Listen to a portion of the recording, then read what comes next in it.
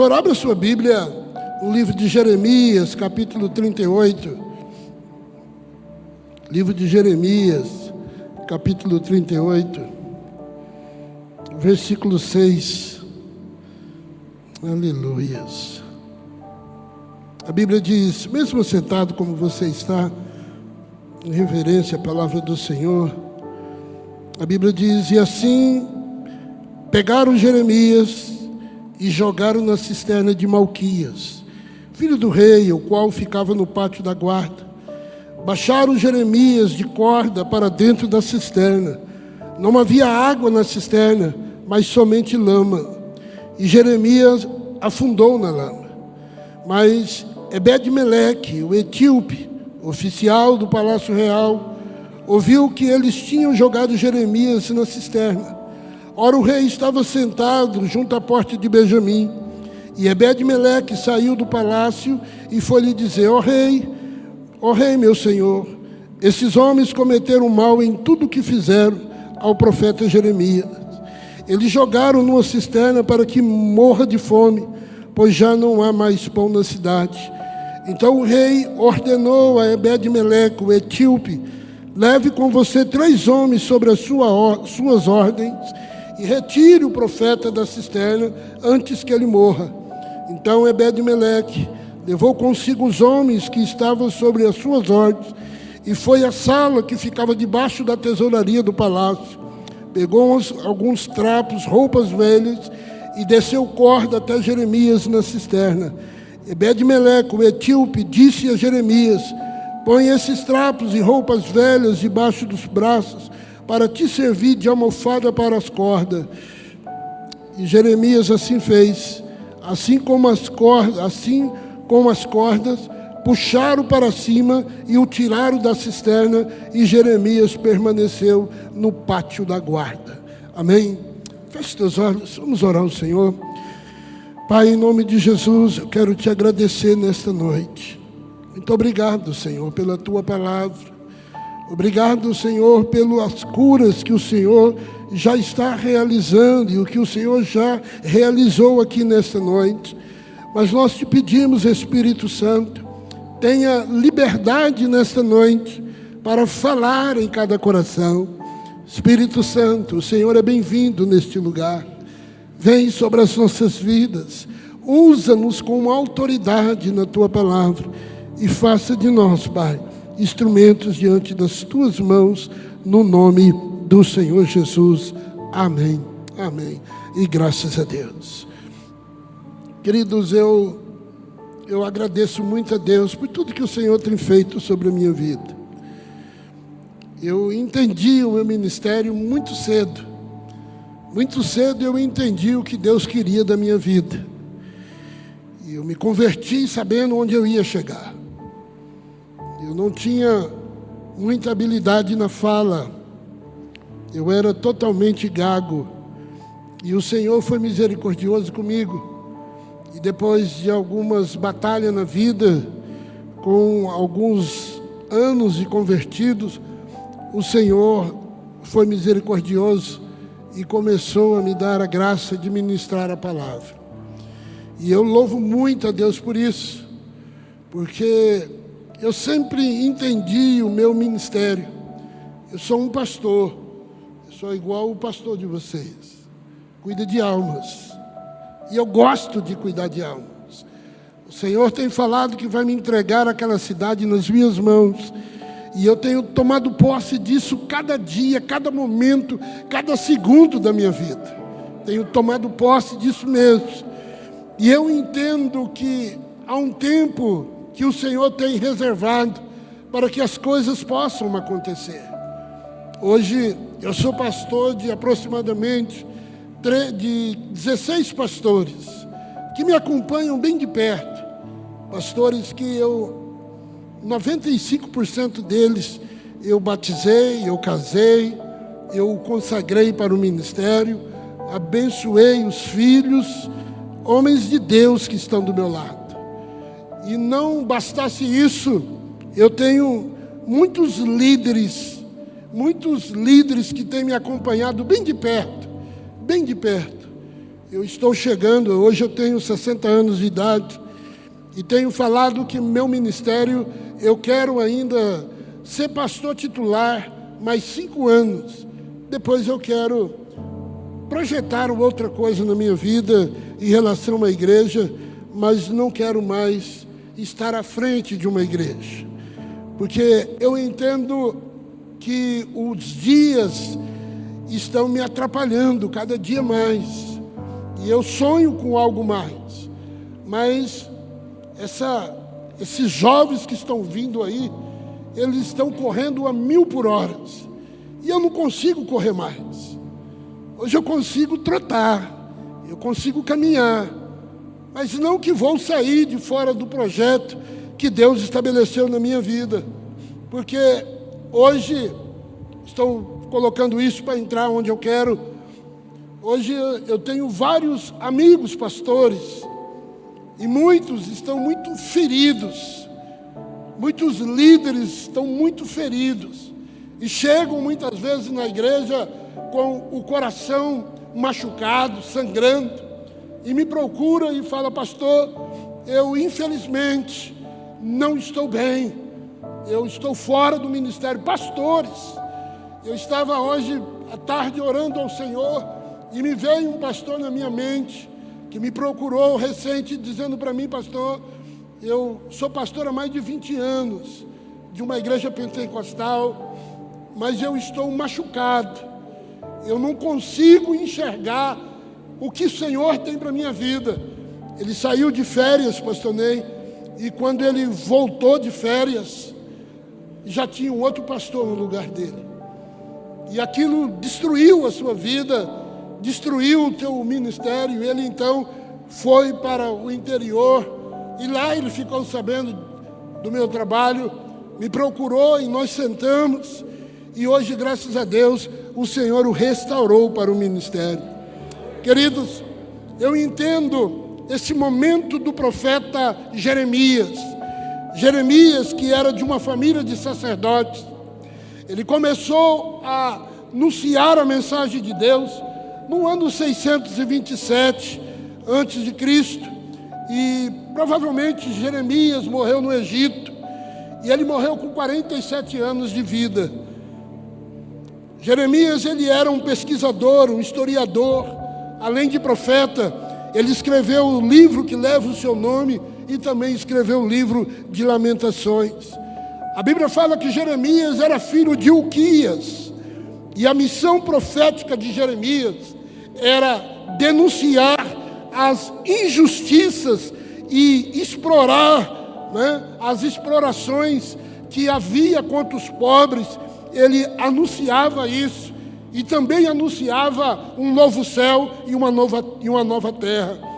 E por ele ser fiel a Deus na sua missão, Jeremias foi duramente perseguido. A Bíblia fala que Jeremias, o profeta, que foi jogado dentro de uma cisterna. A cisterna, a Bíblia fala nessa palavra 67 vezes no Velho Testamento. E cisterna era um reservatório de água. Cisterna era um lugar cavado, era um poço. Para você entender o que era cisterna era um tipo de um funil. É como se esse copo tivesse virado para baixo.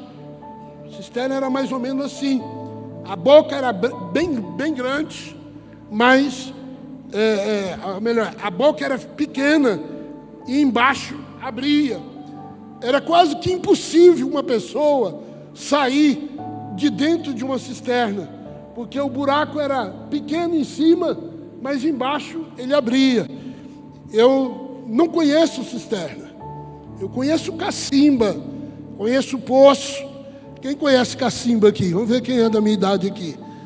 Os mais novos aqui nem sabem o que é isso, né? Cacimbas são poços bem rasinho, que você pega a água com a caneca. Não é isso? A última experiência que eu tive com cacimba, eu fui aqui em Belo Horizonte, na casa de um tio, e eu e a minha esposa, meu pai também, na época meu pai era vivo, e eu cheguei, muito calor, e aí eu falei para ela, eu queria água. E ela falou, para um pouquinho que eu vou ali buscar para você. Eu achei que ela ia na geladeira. Aí ela falou, primo, vem comigo, vamos pegar ali na cacimba. Aí eu fui. Aí quando eu cheguei lá, ela tirou uma tábua. E tinha uma perereca brincando ali. Aí ela pegou com a caneca assim, bateu a perereca, pum, pulou. Aí ela esperou a água escorrer um pouquinho. Aí pegou, tá, primo, fresquinha. Falei, sangue de Jesus tem poder. Cacimba eu conheço. Poço, meu pai era furador de poço. Meu pai era furador de poço. Né? Os mais novos não sabem nem como que a água chegava antes, né? Mas era assim, era através de poço. Né? Mas cisterna não. A cisterna, querido, era o local onde a água produzia. Né? E como eu disse, Jeremias, ele foi jogado nesse lugar, nessa cisterna, né, onde não havia água, havia apenas lama, porque a água tinha já quase secado, então ficou aquela lama. Agora, por que Jeremias foi jogado nessa cisterna? Porque ele anunciou que Deus ia fazer cair uma grande desgraça sobre os israelitas. Então ele disse, olha, vai acontecer.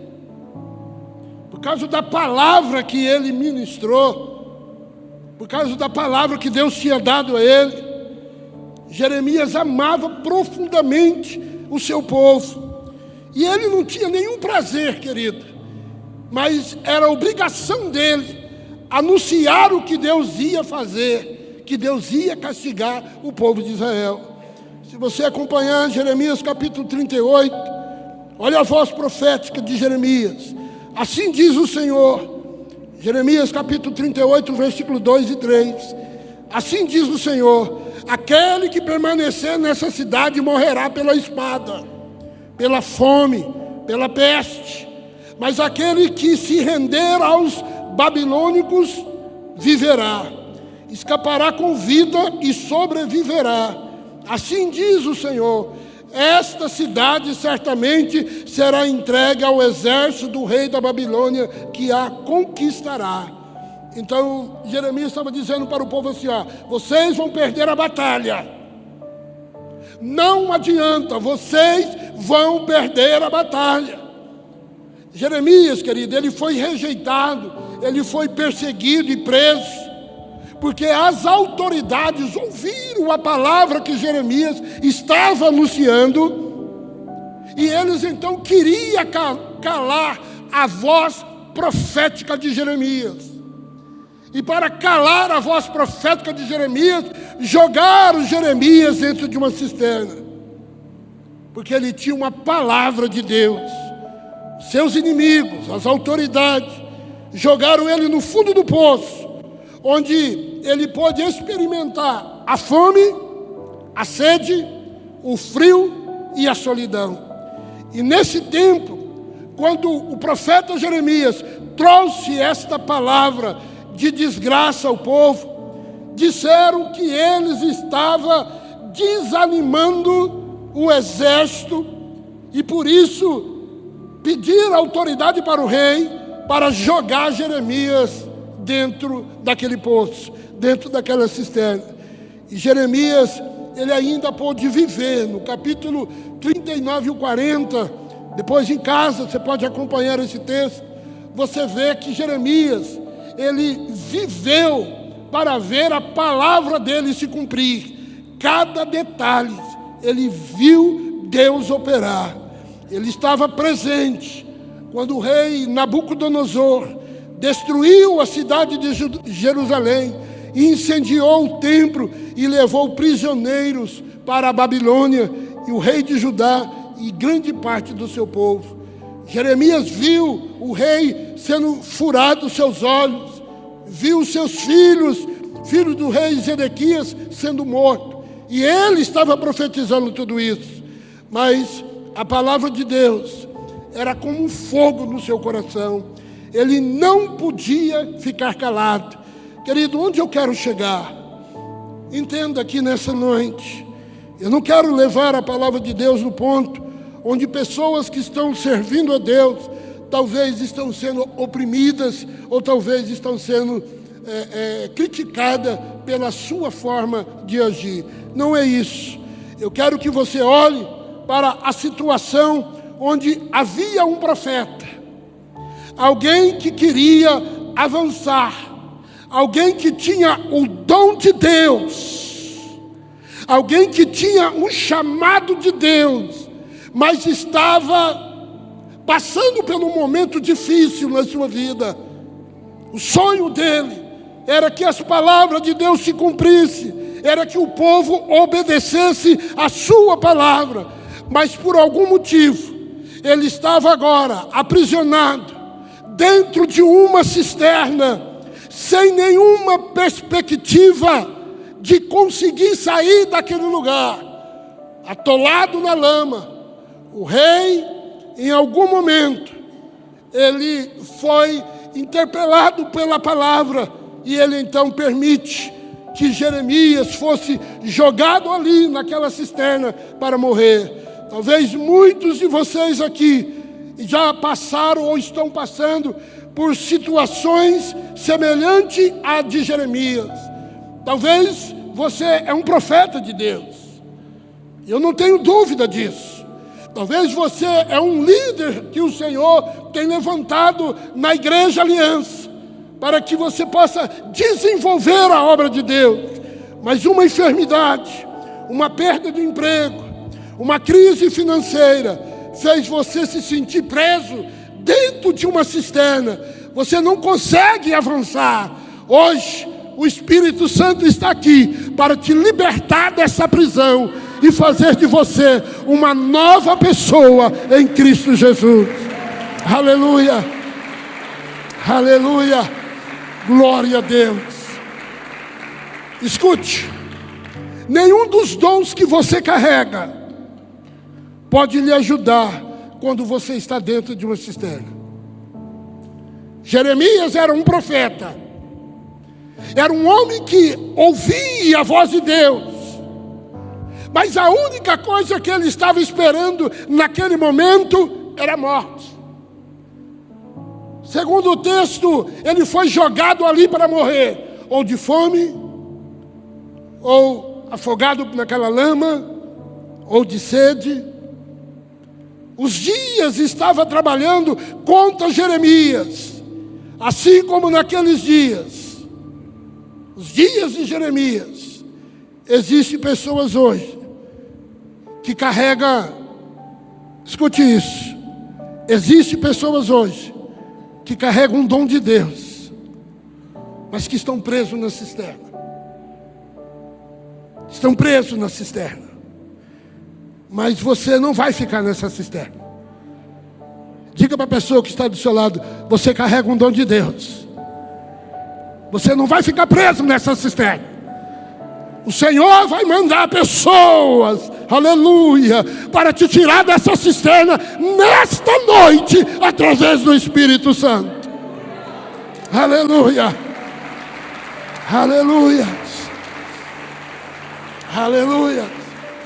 A Bíblia diz que, preso naquela cisterna, baixaram Jeremias por meio de corda para dentro daquela cisterna. Não havia água na cisterna, mas somente lama. Somente lama. No momento em que Jeremias foi lançado naquela cisterna, não havia água. Podemos identificar uma realidade presente nos nossos dias. A Bíblia diz que Jeremias, ele se afundou naquela lama. Jeremias era profeta, mas se afundou na lama. Você era um líder da célula, mas se afunda na lama. Você carrega um dom, um ministério de Deus sobre a sua vida, mas muitas vezes você se afunda. Se afunda, você não tem mais condições, você não vê mais condições para realizar aquilo que Deus quer realizar na sua vida. Por causa de tramas, por causa de situações, você se sente preso dentro de uma cisterna. Meu amado irmão, nesta noite, não perca a esperança. É hora de você avançar. É hora de você acreditar. Deus vai te tirar desse lugar. Deus vai te tirar desse lugar. O Espírito Santo lhe trouxe aqui nessa noite para dizer que a ilha conta com você. Ele vai tirar você deste lugar. Aleluia.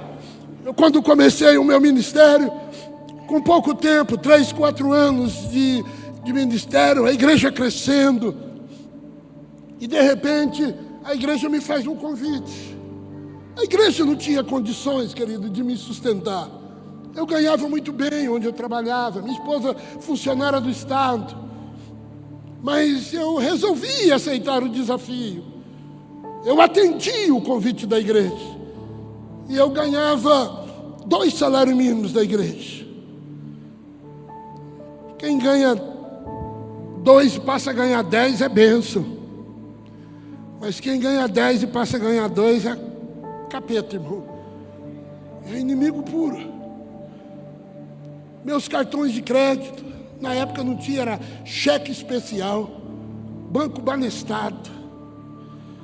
Com pouco tempo, 6 meses, eu estava devendo o cheque especial. O pagamento da minha esposa caía no banco, e o juro alto, 35% na época. Com 2 meses a nossa dívida, meu Deus, ela dobrou. Eu nunca fui de chegar para a igreja e dizer: meu irmão, eu estou precisando disso. Nunca fui. Eu sempre fui de orar, de falar com Deus, de virar a boca para o pó. Todo mês, chegava o dia do pagamento dela, ela falava para mim: ó, mês passado eu fui no banco, esse mês é seu. Eu falei: não, amor, foi eu que fui no mês passado, com vergonha do gerente do banco. O meu cheque especial na época era de quase 12, 13 salário mínimo na época. E nós devendo isso com 6 meses.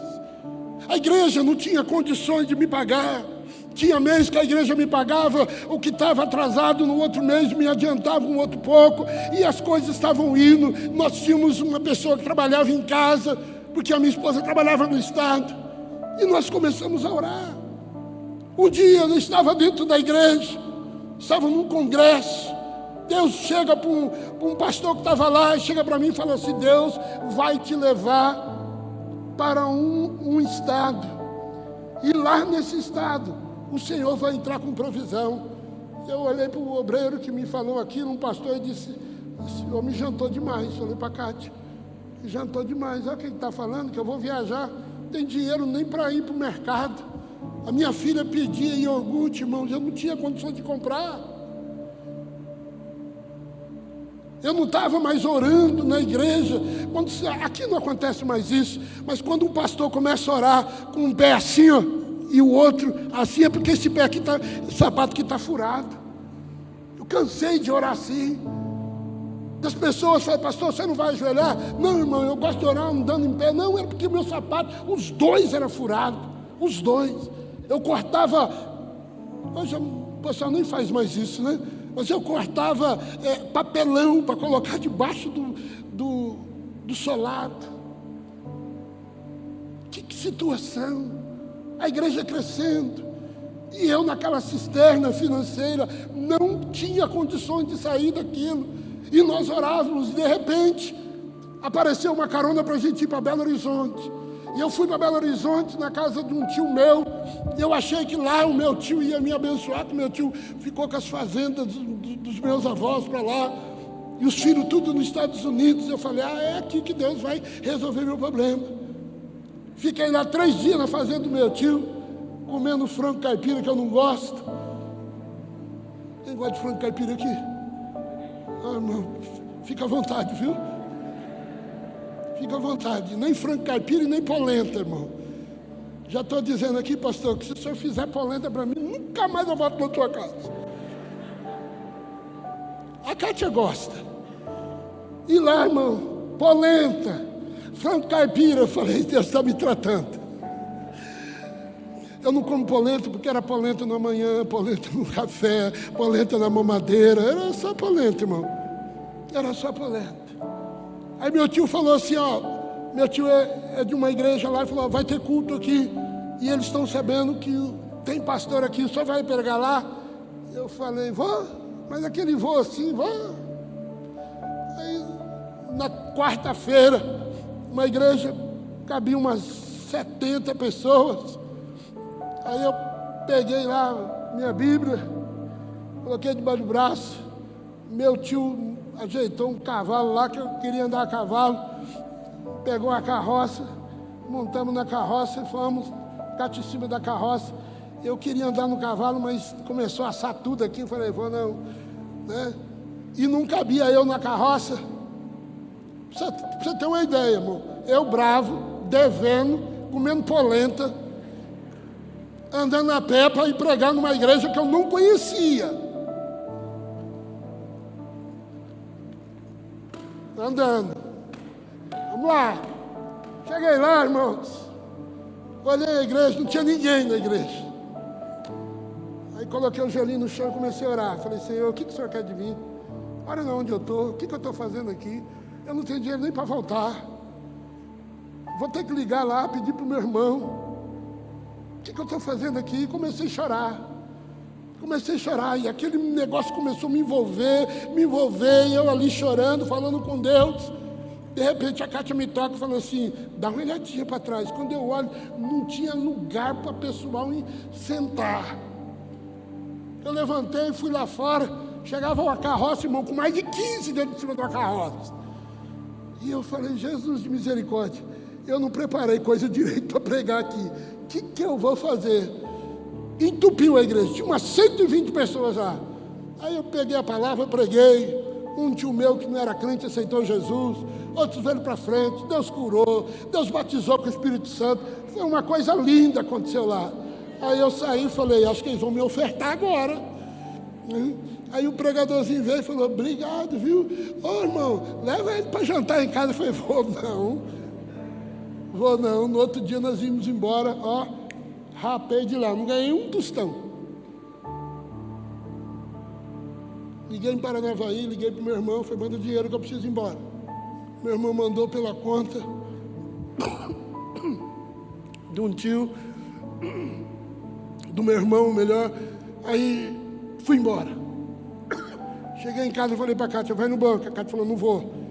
Então vai eu. Amor, mas no mês passado foi eu. Não, foi eu e acabou eu indo no banco.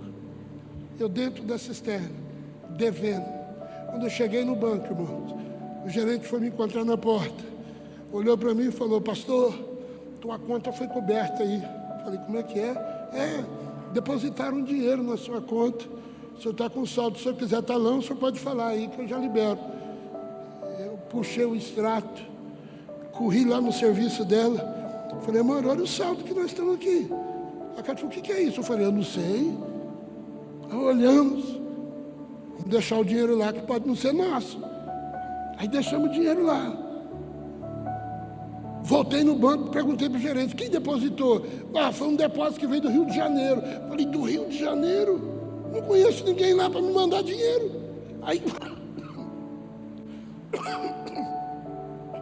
Desculpa, irmãos, eu estou essa semana inteira com gripe. Muita medicação.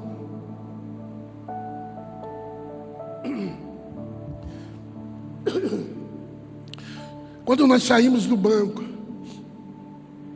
ele falou para mim que ia descobrir de onde veio. Só pelo o número lá da agência e pelo valor, não era difícil saber, porque era uma agência pequena. Aí no outro dia eu fui de novo lá, e ele chegou lá e falou para mim assim, olha, eu falei com o caixa que depositou o dinheiro, que era um valor exorbitante. E ele disse que uma mulher estilo crente chegou com um papelzinho na mão, com um bolo de dinheiro e mandou depositar na conta. Falei, eita. Contei para a Kátia e nós ficamos quietinhos. A cisterna lá, eu atolado na dívida. Fiquei quietinho. Passou aquela semana, na outra semana ia ter uma conferência na igreja. Aí um pastor pregando na igreja lá. Eu sentado, na época a gente sentava tudo no púlpito, assim, que um monte de pastor, tudo no púlpito. Ele virou assim para mim e falou assim, você pede provisão. O Senhor manda, você duvida, aquele dinheiro foi o Senhor que mandou depositar. Meu irmão, no outro dia nós gastamos quase tudo. Deus nos tirou da cisterna. Você crê nisso, amém? Você está na cisterna financeira?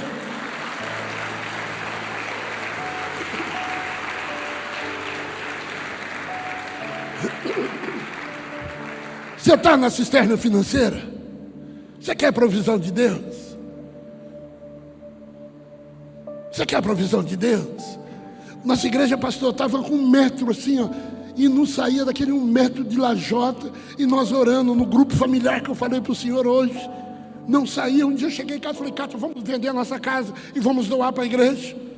A Cátia falou: vamos. Aí vendemos a nossa casa, doamos 70% para a igreja, e eu comprei um carrinho velho para dar trabalho para a gente orar mais ainda, por causa daquele carro velho.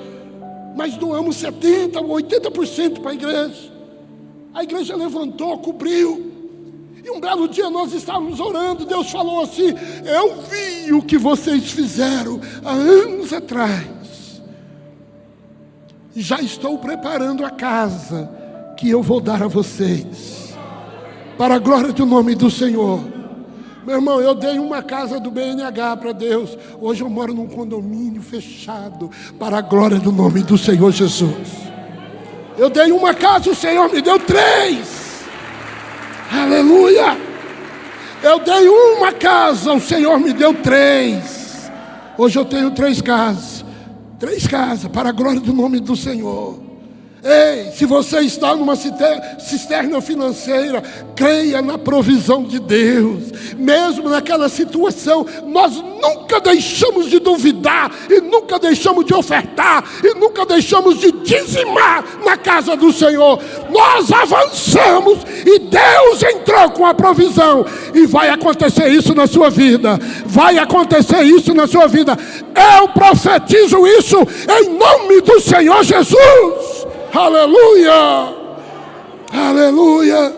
Então, meu irmão, se você está preso numa cisterna por causa de uma circunstância financeira, não se afunde mais. Não corra atrás de agiota, não corra atrás de detalhes. Creia na provisão de Deus. Eu já vou te explicar essa provisão, para a glória do nome do Senhor. Olha, escute bem o que eu vou te dizer aqui. Tem pessoas que estão afundadas na lama, na cisterna, precisando de ajuda. E o que você está fazendo? O lema nesse ano é avançar. Avançar com pessoas sofrendo, com pessoas presas, sendo que eu e você podemos fazer alguma coisa. A Bíblia diz nesse contexto, olha aí, acompanhe comigo, que os servos do rei foram até o rei interceder por Jeremias. Essa igreja foi levantada nesse lugar para ser intercessora por esse bairro e por essa cidade. Se você não entender isso, esse lema não vai acontecer. Deus levantou vocês neste lugar para avançar e interceder diante do rei. Pessoas que estão, queridos, no fundo dessa cisterna, estão esperando a igreja Aliança se posicionar. Isso é uma palavra profética para essa igreja. Se posicionar. Deus ouve a oração desse povo. Deus escuta as suas orações. A Bíblia diz que um homem foi interceder diante do rei por Jeremias. Um homem, Ebed-Meleque, um africano, ele vai até o rei e fala para o rei: rei, jogaram Jeremias na cisterna, jogaram Jeremias lá para morrer. Meu irmão, quantas vidas não estão nas drogas nessa cidade? Quantas pessoas não estão se afundando cada vez mais no pecado? Quantos homens e mulheres de Deus que você conhece, que desviou dos caminhos do Senhor, e estão aí nessa cisterna deste mundo. Estão precisando de quê? Precisando que homens e mulheres intercedam diante do Rei. Você sabe interceder por alguém? Agora mesmo o Espírito Santo já começa a colocar um nome no seu coração. Pessoas que carregavam o manto, que carregavam a unção, pessoas que tinham a autoridade que pertencia a esse lugar, hoje estão na cisterna, mas tem um manto de graça sobre a vida dele. Está precisando que alguém interceda. Ei, meu irmão, se você não interceder, o Rei não vai poder fazer nada. Você é um intercessor dessa igreja. Você é um intercessor dessa igreja. Olha, essas pessoas que você vai começar a interceder, que estão lá no fundo do poço, pessoas que estão no fundo do poço, talvez seja um Billy Graham. Alguém anunciou o evangelho para Billy Graham. Ele estava no fundo do poço. Um rapaz, hoje pastor aqui numa cidade chamada Mandaguari, foi um rapaz que chegou para mim, para minha família, e pregou Jesus para a minha vida. E eu tomei uma decisão. Eu estava no lamaçal do pecado. Hoje, o que eu puder fazer por esse homem, eu faço, até os dias de hoje. Porque ele teve coragem de me apresentar Jesus, de interceder a Deus pela minha vida. O pastor conheceu um juiz que é membro da igreja. Ele é pastor, ele e a esposa são juízes. Um homem de Deus. Um homem de Deus. Ano passado eu estava construindo a minha casa no condomínio. Eu estava aqui, isso, né, Cátia? Eu estava aqui em Araçatuba. E ele chegou e falou para mim: pastor, eu sou muito grato pela sua vida. O senhor não sabe a gratidão que eu tenho no seu coração, no meu coração pelo Senhor. E eu quero ofertar na sua vida. E ele me ofertou 80 mil reais para a glória do nome do Senhor Jesus. E ele disse: o Senhor me tirou lá do fundo do poço. Talvez você não entenda isso, mas esses que estão na cisterna pode ser aqueles que vão te ajudar amanhã. Eu vou profetizar de novo. Esses que estão na cisterna serão aqueles que vão te ajudar na obra amanhã. Vão te ajudar na obra amanhã. Semana retrasada, mês passado, meu filho casou agora em novembro. Eu ganho muito bem, a igreja gasta muito comigo. E eu sou louvo a Deus pela minha igreja. Louvo a Deus pela minha igreja. Mas porque nós mudamos agora em setembro, meu filho casando em novembro, eu entrei numa situação assim de alerta financeiro por causa dos cartões, das compras que nós tivemos que fazer, e eu orando a Deus. E eu falei para o Senhor: Senhor, está faltando 10 salários mínimos esse mês, para mim poder cumprir com os meus compromissos. Meu irmão, eu só orei. Meio-dia o telefone tocou: pastor, estou te mandando um Pix de oferta de gratidão, 14 mil reais, para a glória do nome do Senhor Jesus. Você está na cisterna? Se você entender que essas pessoas que você tirar da cisterna hoje vão te ajudar amanhã, você vai começar a pensar 2 vezes antes de deixar pessoas presas na cisterna. Deus vai levantar Ebed-Meleques nessa igreja, pastor. Quem foi Ebed-Meleque? Ebed-Meleque, querido, era um homem que tinha contato com o rei. Quem tem contato com Jesus aqui? Levanta a mão. Levanta a mão, levanta a mão. Olha aí, pastor. Olha os Ebed-Meleques aí, ó. Eles tiveram contato, falaram com o rei sobre Jeremias. Ebed-Meleque chega lá e fala: rei, jogaram Jeremias numa cisterna, ele vai morrer, rei. Intercederam por Jeremias. Aí o rei dá uma palavra: vai lá, pegue pessoas, pegue grupo de pessoas, vai lá, tire Jeremias daquela cisterna. E ele, Ebed-Meleque, foi rapidinho lá, pegou uns panos, pegou corda, levou até aquela cisterna, desceu a corda sobre aquela cisterna e gritou por Jeremias. Meu irmão, hoje nós precisamos de Ebed-Meleque. O meu ministério precisa de Ebed-Meleque. O ministério pastoral dessa igreja precisa de Ebed-Meleque para avançar, para tirar as vidas das cisternas. Tirar as vidas das cisternas. E você é a pessoa que Deus quer usar. Cadê os Ebed-Meleque aí? Levanta a mão, dá uma glória a Deus. Aleluia. É você que Deus quer usar. Talvez você fique pensando: ah, mas eu não tenho condições. Fala com o rei. Aleluia. Fala com o rei. O rei vai te dar condição. Quando você fala, a Bíblia diz que quando você chega diante dele, tem alguém que geme com gemidos inexprimíveis diante do rei, porque nós não sabemos pedir, mas ele, o Espírito da verdade que está nesse lugar, ele age sobre a sua vida. Aleluia.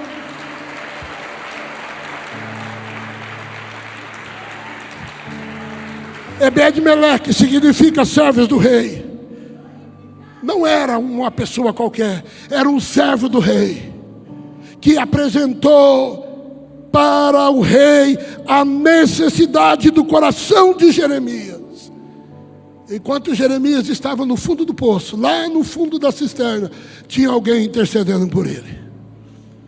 Talvez você tenha um parente que está numa cisterna. Você sabe que se esse parente seu se converter, você sabe que ele vai se mover de Deus nesse lugar. Você tem pessoas assim, não tem? Amém? Intercede diante do rei por ele. Ele está numa cisterna, ele carrega um dom, ele carrega um ministério, ele é profeta de Deus, mas está na cisterna. Nesta noite nós vamos interceder por eles. Vamos interceder por eles. Essas pessoas vão entregar a vida para Jesus. Aleluia. Chegar diante do rei, falar com o rei, dizer: rei, eu preciso da sua ajuda. Jeremias está na cisterna e vai morrer.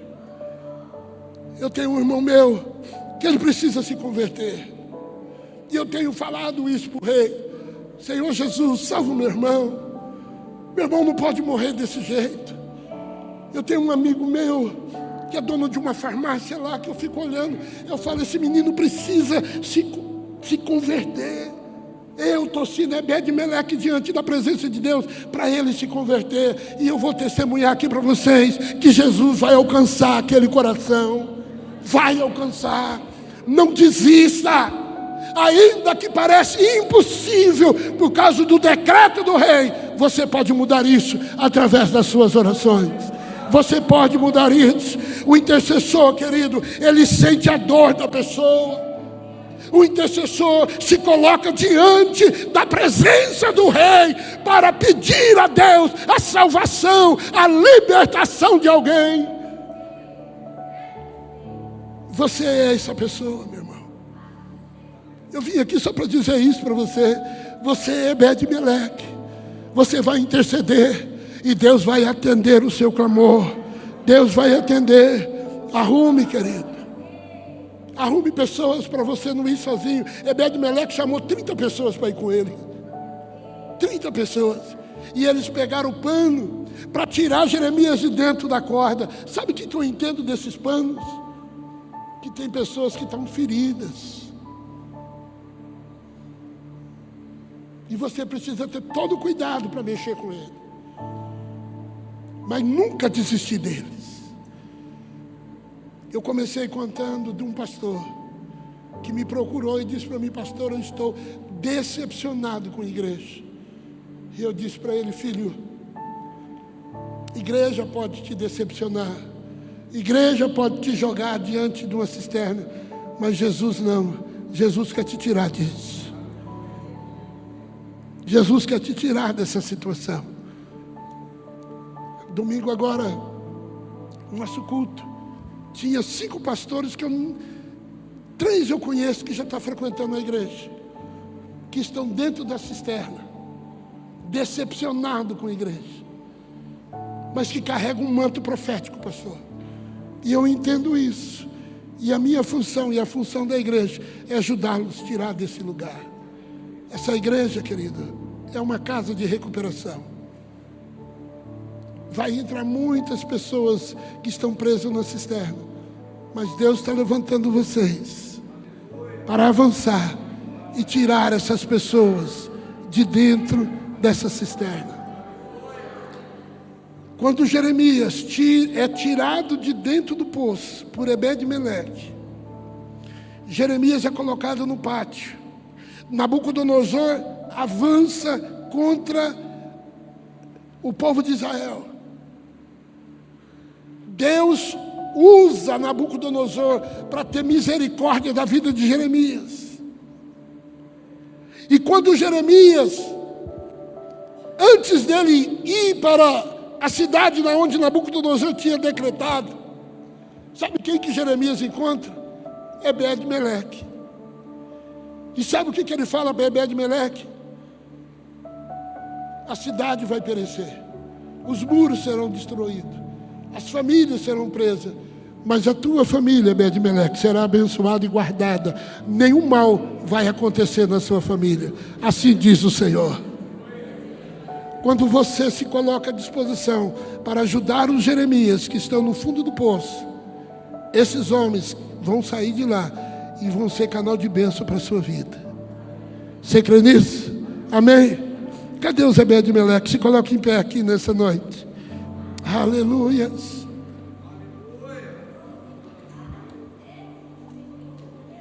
Nós somos desafiados, querido, para resgatar homens de Deus.